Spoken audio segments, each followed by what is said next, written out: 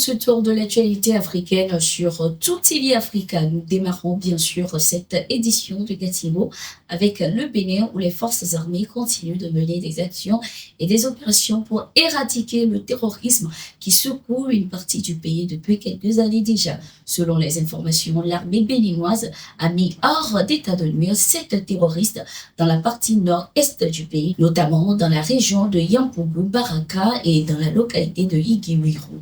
Les sources indiquent que le 15 décembre 2024, des combats ont éclaté à Yampougou, Baraka lors d'une opération militaire visant à contrer les groupes armés dans le cadre de l'opération Mirador.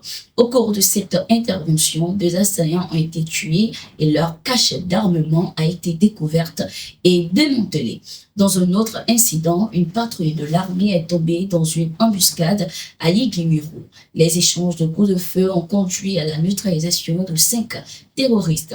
Lors de cette opération, des armes lourdes et plusieurs pièces détachées de motos ont été saisies par les forces armées. Notons que pour l'heure, aucune déclaration officielle n'a été faite sur ces opérations.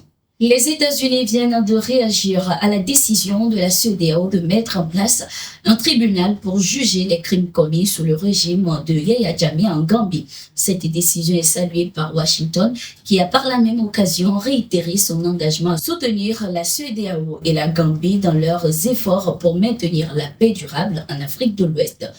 Rappelons que lors du sommet de la CEDEAO tenu à Abuja au Nigeria le 15 décembre 2024, l'institution sous-régionale a annoncé la création d'un tribunal qui enquêtera et jugera les violations flagrantes des droits humains et les crimes internationaux commis entre juillet 1994 et janvier 2017. Selon les informations, le tribunal basé en Gambie combinera des éléments de droit national et international.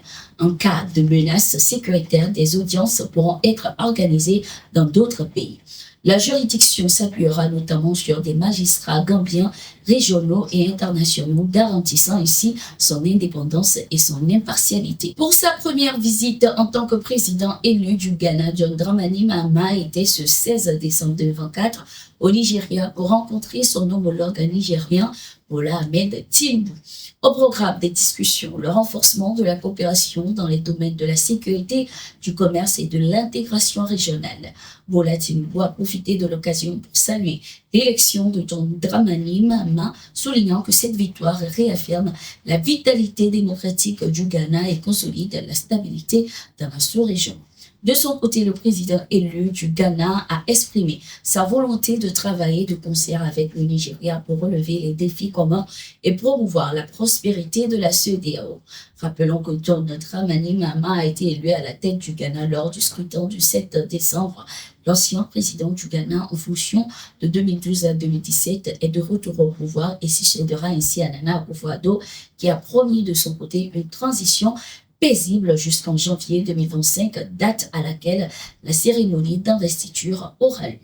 Direction le Mali à présent, le docteur Étienne Fakaba Sissoko, économiste et professeur d'enseignement supérieur, est maintenu en détention.